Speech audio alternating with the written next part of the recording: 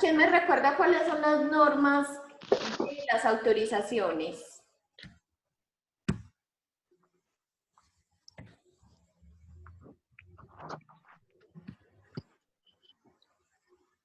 ¿Quién me recuerda cuáles son las normas usadas en 3047 de resolución 3047 3047 del 2008. del 2008? Del 2008. Decreto 4747 del año 2007, resolución 416 del año 2009 y resolución 4331 del año 2012, ¿cierto? Para que lo tengamos en cuenta.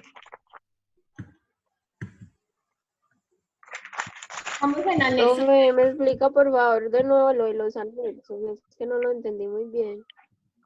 Igual vamos a verlos uno a uno, pero el anexo técnico número 3 es usado para que las IPS le soliciten las autorizaciones a las EPS. Y el anexo técnico número 4 es la respuesta que da la EPS a la IPS de esa solicitud de autorización que envió el prestador. Profe, una pregunta. Entonces todos los anexos son diferentes. Sí, el anexo 1 es distinto del 2, del 3 y del 4. Todos son diferentes y se usan con una finalidad específica distinta. Ah, ok. Entonces aquí tenemos un ejemplo del anexo 1. ¿Para qué se usa el anexo 1? ¿Qué me recuerda?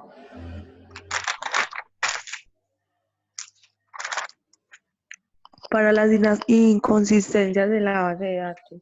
Informe de posibles inconsistencias en las bases de datos de la entidad responsable del pago, exactamente. Para eso se usa el anexo 1. Ya vamos a ver qué tipo de inconsistencias. Profe, qué pena, yo tengo una duda. ¿Cuál? Pues estoy perdida, ustedes comprenderán, me volaté mucho tiempo, o sea. Profe, entonces este tema que estamos viendo es nuevo, ¿cierto? Nada que ver con lo que ya hemos pasado en las diapositivas. Es nuevo. Es el tema de hoy, autorizaciones. Ah, ok. Ah, ok, profe, muchas gracias. Era únicamente eso. Es nuevo. ¿Qué contiene el anexo 1? Entonces miren que aquí hay un campo en la parte superior que dice número de informe.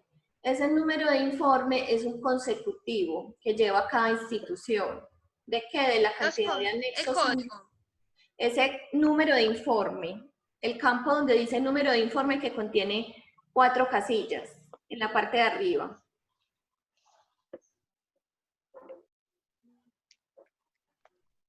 Ese número de informe es un consecutivo que lleva cada institución de acuerdo al número de anexos que haya emitido esa institución, ¿cierto? Fecha, la fecha en que se va a diligenciar el anexo y la hora. ¿Cuál es la fecha y la hora en la que se va a diligenciar ese anexo? En el mismo momento en que se detecta esa posible inconsistencia en la base de datos cuando el usuario llega al área de admisiones. Dice, información del prestador, nombre. Entonces, ¿qué nombre va ahí? El nombre de la IPS que está atendiendo a ese usuario. Código, el código de habilitación de ese prestador. ¿Cuál es el código de habilitación que tiene ese prestador? Más adelante yo les voy a mostrar en internet cómo podemos obtener los códigos de habilitación de los distintos prestadores que hay en Colombia. Cuando vayamos a hacer el proceso de diligenciamiento, hacemos el ejercicio. ¿Cuál es la dirección de ese prestador? ¿Dónde está ubicado?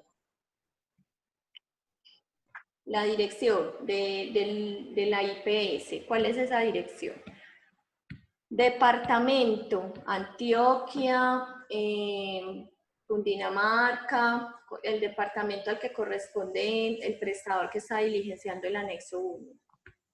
Municipio, ¿cuál es el municipio donde está ubicado el prestador?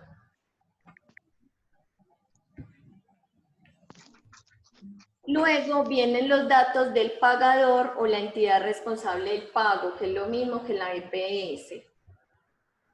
¿Cuál es la entidad responsable del pago? La entidad que tiene ese usuario que está presentando esa inconsistencia. La EPS del usuario que presenta la inconsistencia. Sura, Comeva, Medimás. ¿Qué otras EPS conocen ustedes? Municipio, código. Las entidades prestadoras, las entidades responsables del pago o las EPS tienen unos códigos también, así mismo como lo tienen las diferentes IPS. Esos códigos también los da el Ministerio de Salud. Yo después les paso un listado donde están los códigos de las diferentes EPS. Y aquí ya vienen los datos del usuario. Primer apellido, segundo apellido, primer nombre y segundo nombre. Estos datos, ¿cómo los vamos a registrar? Como aparece en la base de datos. ¿Cuáles son los datos del usuario? Así tal y como aparecen en la base de datos, los vamos a registrar en este campo. Están ubicadas en el anexo, en la parte donde voy, todas. Sí. Sí. Profe, sí. Exacto. Tipo de documento de identidad. ¿Qué documento tiene su usuario? Si tiene registro civil, cédula, tarjeta de identidad, de acuerdo a la edad, ¿cierto? ¿Cuál es ese número de documento de identidad de ese usuario?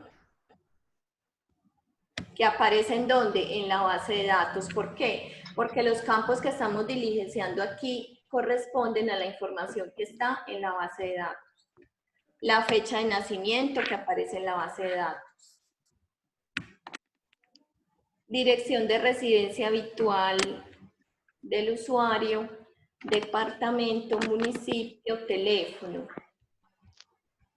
Son los datos personales del usuario tal y como aparecen en la base de datos. Luego viene otro campo que dice cobertura en salud.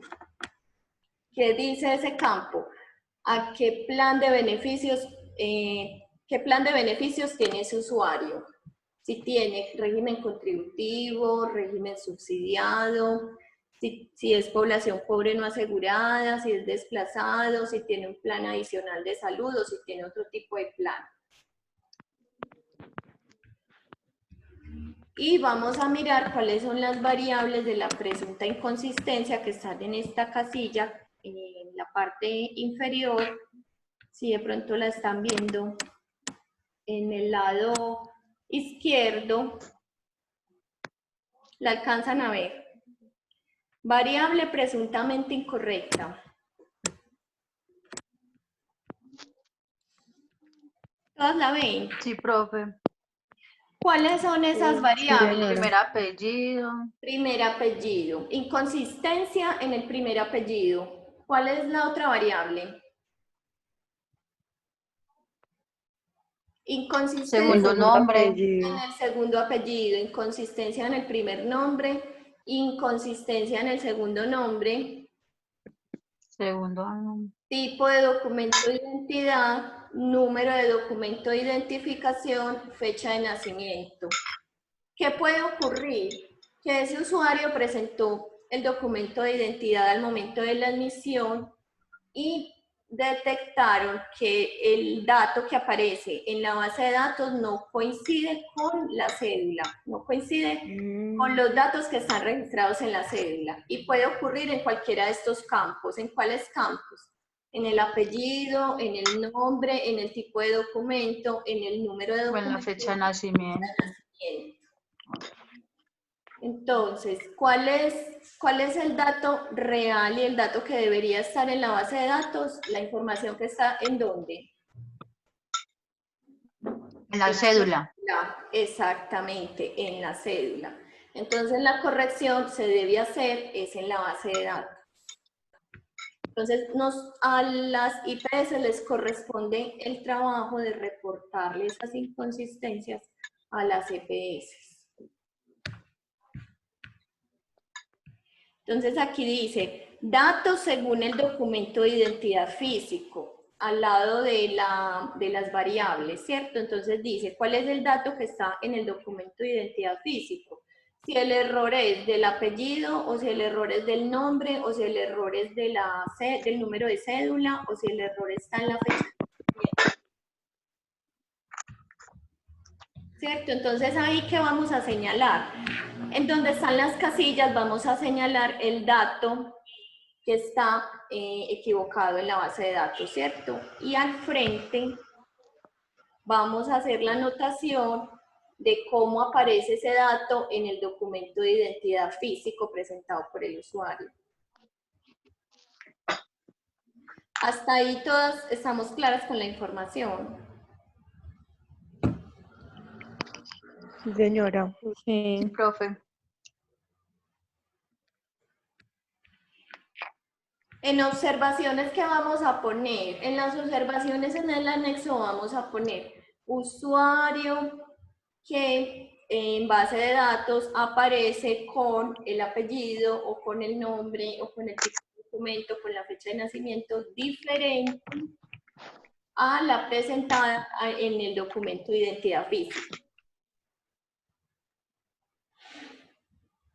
¿Cierto? Entonces, en las observaciones vamos a detallar por escrito cuál es esa presunta inconsistencia que nosotros estamos detectando en las observaciones. Y en la información de la persona que reporta, nombre de quién reporta, el nombre de quién. Nombre de quién reporta. Si ustedes son las que están diligenciando ese anexo 1, ahí va el nombre de quién. De nosotras. El nombre de ustedes, exactamente. El Jimena Álvarez, Manuela Morales, Yesenia Muñoz, el nombre de la auxiliar administrativa que está diligenciando ese reporte. Y el teléfono van a poner el teléfono de la IPS donde ustedes están y el número de la extensión.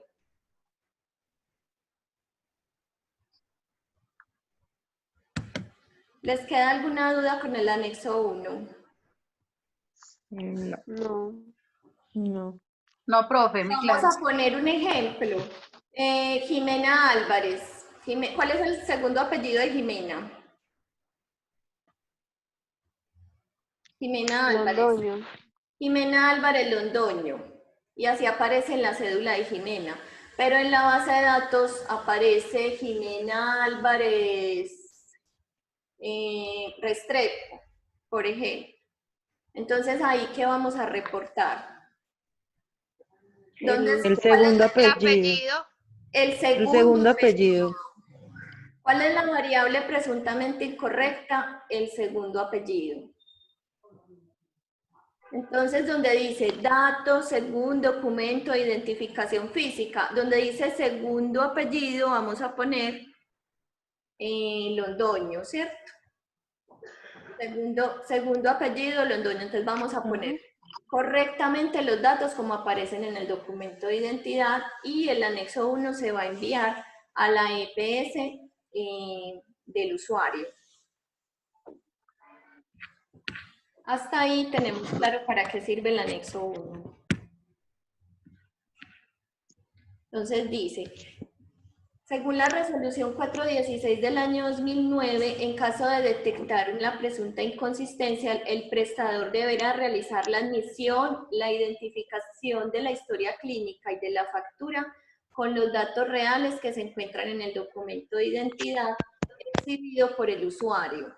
Las entidades responsables del pago no podrán glosar las facturas con el argumento de que el usuario no existe en su base de datos, a menos que determinen que no existe la inconsistencia y que se trata de dos personas distintas. En este caso, dentro de las 8 horas hábiles siguientes a la recepción del informe, o sea, del anexo 1, de la posible inconsistencia, la entidad responsable del pago deberá informar tal situación para que el prestador proceda a identificar el responsable del pago. Entonces, ¿qué nos está diciendo ahí la resolución 416 del año 2009? Cuando exista un caso de una presunta inconsistencia, los datos que la IPS debe tomar para la admisión, para la historia clínica y para la factura son los datos que se encuentran registrados ¿en dónde? En el documento de identidad. En el, Profe. en el documento de identidad. Sí. Dime. No, ya era eso.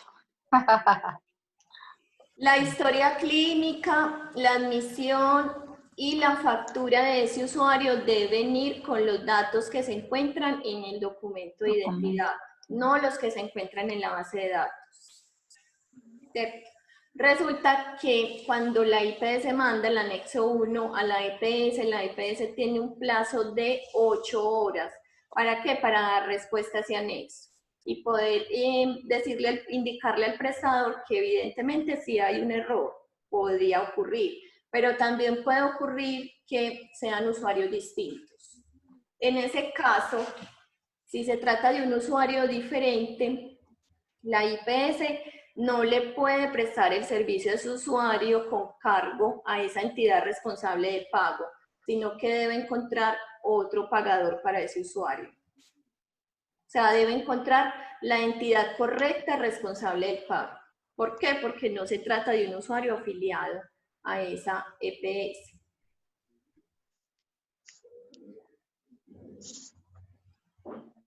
¿Cierto? Que no les veo como con cara de duda en esa última parte.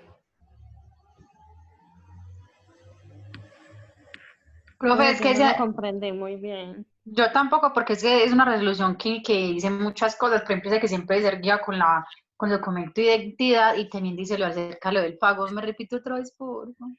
Proceso de verificación de derechos, que ustedes ya lo debieron haber visto, ¿cierto? Por allá en una de las diapositivas que vimos en admisiones y en referencia y contrarreferencia.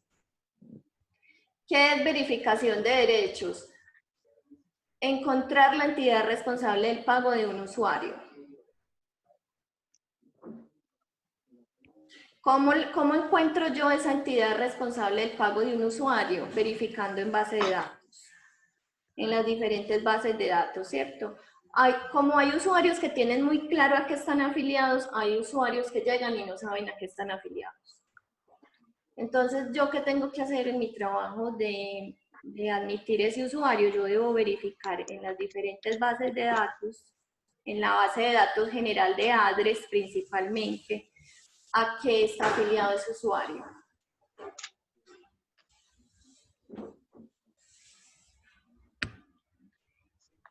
Resulta que yo busqué ese usuario con el documento de identidad y no me apareció. Y lo busqué, entonces lo busco con los apellidos y el nombre. Y me aparece afiliado en la EPS Sura, por ejemplo. Pero resulta que hay una diferencia en el tipo de documento. Me aparece ese usuario con los mismos nombres y con los mismos apellidos, pero con una diferencia en el tipo de documento, afiliado a Sura. Entonces yo le reporto mediante anexo 1 a la EPS Sura ese usuario y le digo, hay una diferencia en la base de datos con este usuario afiliado a su EPS y envío el anexo. Sura a las 8 horas me contesta, este usuario no es el mismo que se encuentra en la base de datos. ¿Qué pasa? Yo ese usuario no se lo puedo cobrar a Sura. ¿Por qué? Porque no es el mismo usuario que yo estoy atendiendo. Hasta ahí les queda claro esa parte. Profesor, se aplican los son apellidos, nombres, todo. ¿Perdón? Eso también se aplica cuando son, pues cuando se equivocan en los apellidos, el nombre, todo. En todo, solamente en tipo de Pero cuando la documentación. diferencia es tipo de documento, es muy difícil saber si se trata del mismo usuario, ¿cierto? Porque puede haber homónimos. Ajá. Homónimos son usuarios que E tienen iguales nombres e iguales apellidos, ¿cierto? Entonces puede ocurrir. Igual el usuario se tiene que atender. El usuario hay que atenderlo, ¿cierto? Y más si se trata de una urgencia vital. Pero el trámite administrativo hay que hacerlo como corresponde, enviar el anexo 1 y esperar la respuesta de la EPS. Si la EPS dice que ese no es el mismo usuario, hay que buscar la entidad responsable del pago correspondiente, ¿cierto? Entonces, ¿qué indica eso? Que hubo un error en el momento de la verificación de derechos y que se seleccionó una entidad responsable de pago equivocada.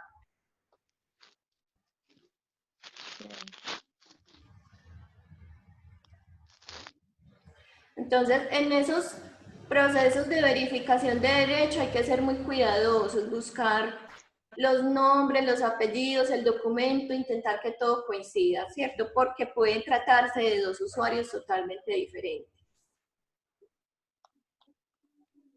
Es eso lo que está diciendo la resolución 416, que en el caso de que la entidad responsable del pago responda que se trata de un usuario distinto, hay que volver a hacer entonces el proceso de verificación de derechos y encontrar la entidad responsable del pago correcta.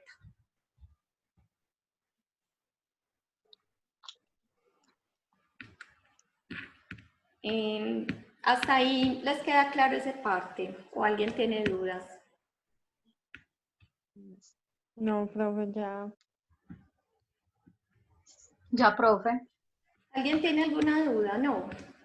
Profe, o sea que más que todo ese artículo nos dice que hay que estar muy pendientes para que en sí tanto el sistema como el documento de identidad cumplan, pues que correspondan el uno al otro, que sí Exactamente. corresponda a la información que uno está en el momento asignando. Que la información que está en base de datos corresponda con la información que está en el documento de identidad, ¿cierto? Ajá.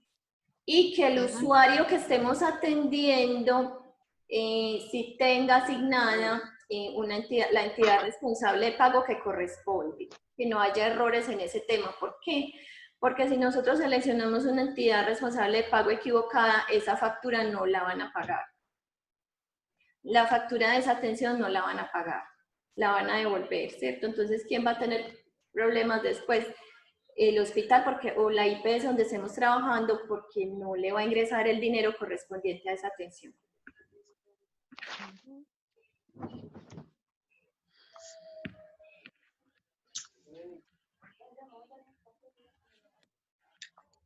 Estamos en el anexo 1 y las inconsistencias en las bases de datos.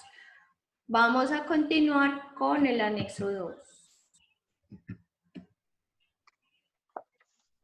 Informe de la atención inicial de urgencias. Decreto 4747 del año 2008. Artículo 12. Dice, el informe de la atención inicial de urgencias, todo prestador de servicios de salud deberá informar a la entidad responsable del pago el ingreso de los pacientes al servicio de urgencias dentro de las 24 horas siguientes al inicio de la atención. El informe de atención inicial de urgencia se realizará mediante el diligenciamiento y envío del formato correspondiente, el cual será definido por el Ministerio de la Protección Social. ¿Cuál es ese formato definido? El anexo 2 de la resolución 3047 del año 2008. ¿Para qué? Para reportar el ingreso de un usuario al servicio de urgencias. Entonces, ¿para qué se usa el anexo 2? Para la atención. Para informe de la atención en urgencias. Cuando un usuario llega a solicitar el servicio de urgencias a cualquier institución prestadora de servicios de salud, ¿qué hace esa institución? Debe enviar un anexo técnico reportando el ingreso de ese usuario al servicio de urgencias. Así es.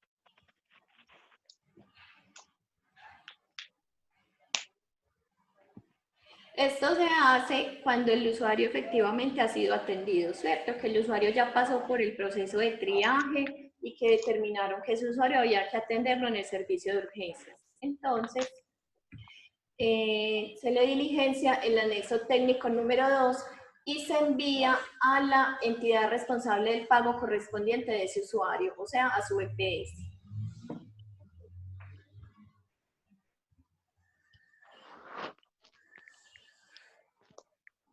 ¿Cuál es el tiempo del cual dispone la entidad prestadora de servicios de salud para enviar ese anexo? ¿Qué dice el artículo 12?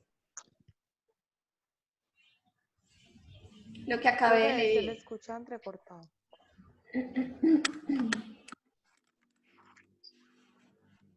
Profe, repite Profe, la no se le pregunta, por escuchó, no se favor. le escuchó la pregunta.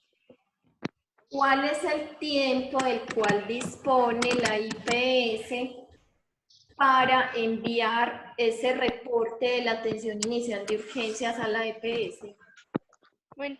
24 horas. horas. 24 horas. 8 horas, No, no, 24. 24. 24.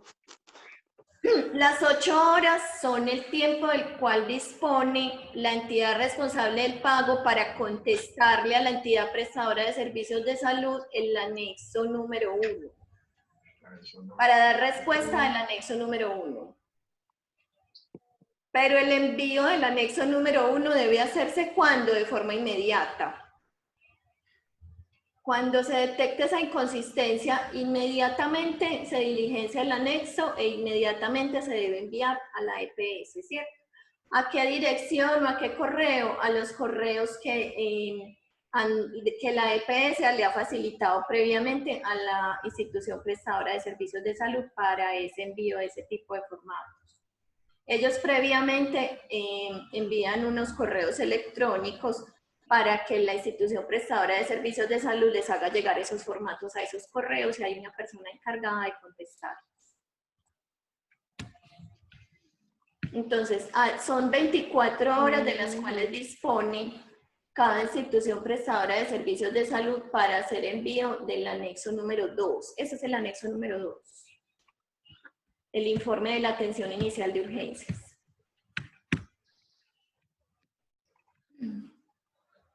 Vamos a mirar qué datos contiene el anexo técnico número 2.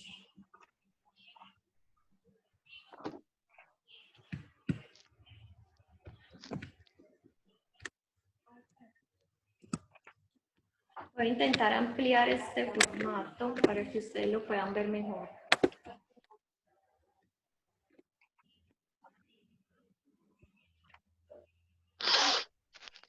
Estos son los datos que contiene el anexo técnico 2, al igual que el anexo técnico 1 contiene un número de atención que corresponde a un consecutivo de la institución, ¿cierto? La fecha en la que se diligencia el formato y la hora. El nombre de la institución prestadora de servicios de salud, el código de habilitación de esa entidad, la dirección donde está ubicada esa IPS, el departamento y el municipio. ¿A qué entidad pagadora le están reportando ese anexo 2? ¿Cuáles son los datos de esa entidad pagadora? ¿En qué municipio está ubicada esa entidad pagadora y cuál es el código del ministerio de esa entidad pagadora?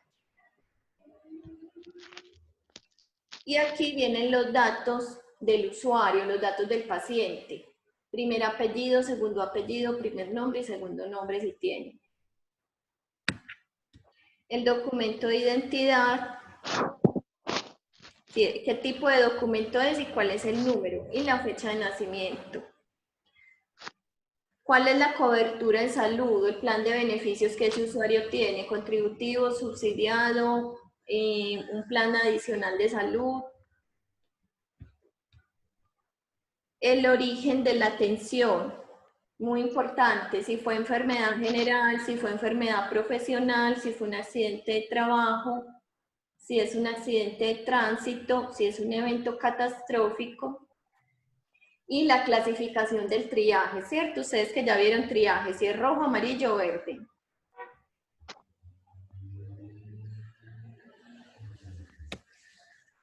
Porque es muy importante el origen de la atención, porque este origen de la atención le va a dar información al prestador para poder saber si ese prestador debe hacerse cargo de esa atención o no.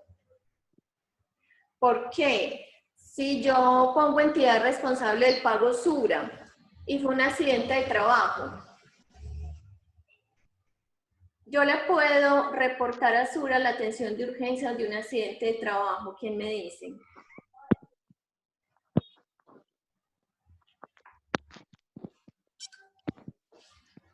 Repite la pregunta, profe.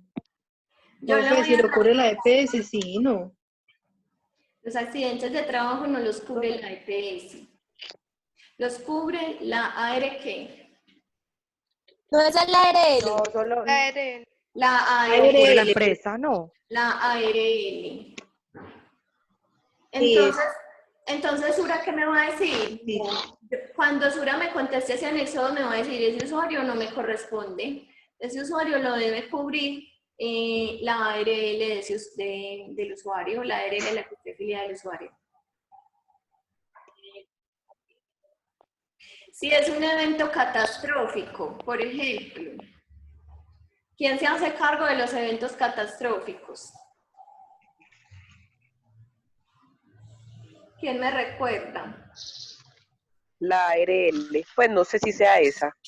No, eso es catastrófico.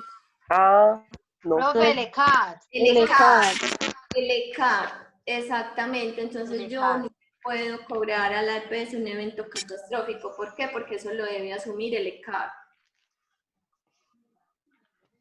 Si es un accidente de tránsito y yo le estoy reportando a Sura, La ARL, ese sí. ¿quién cubre los accidentes de tránsito? Profe, no, El no es SOA. en AT. El algo SOA. así. El SOA. ¿Quién cubre los accidentes de tránsito? El SOA. SOAT. El SOAT, exactamente. Entonces, el origen de la atención siempre lo debo señalar. Si fue enfermedad general, si fue enfermedad profesional, si fue accidente de trabajo o accidente de tránsito o evento catastrófico. Debe de ir seleccionado.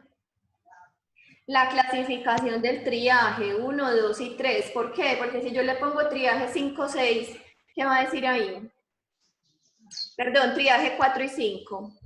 No es servicio de urgencia, pues no es tan urgente. ¿Qué puede esperar? Si yo no Puede le pongo esperar. rojo, amarillo, verde, yo le pongo triaje 4, triaje 5. Le dan cita, pues tienen que pedir cita. No, Entonces, ¿qué me va a decir Sura? Me va a decir, ese usuario no era una urgencia. Porque yo que estoy reportando, ¿una qué? una urgencia. Una atención inicial de urgencias. Inmediata. Yo estoy reportando una atención inicial de urgencias. Por eso en el triaje yo no puedo señalar triaje 4 ni triaje 5.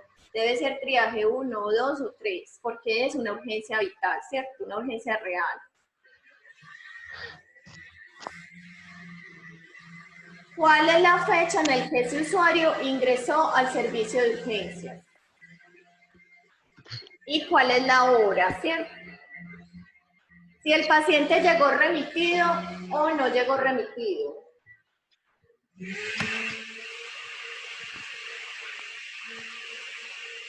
Nombre del prestador de servicios de salud que remite. ¿Cuándo qué? Cuando el usuario viene remitido. ¿Quién me dice qué es la remisión de un usuario?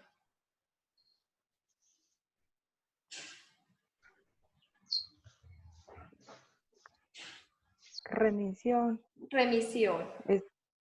Por ejemplo, puede ser, no sé, lo remitimos a urgencias, lo remitimos a hospitalización. Pues cuando es trasladado de otra Una clínica. remisión es mandar el paciente de un servicio a otro, pero en este caso de la atención inicial de urgencias es cuando el paciente llega de otra institución trasladado. Cuando es enviado De por otra otra clínica. institución Ajá. prestadora de servicios de salud, exacto, de otra clínica o de otro hospital. Ese es el caso del paciente remitido. Entonces, si llegó de otra clínica o de otro hospital o de otra institución prestadora de servicios de salud, se le pone remitido y se le pone una X en sí, ¿cierto?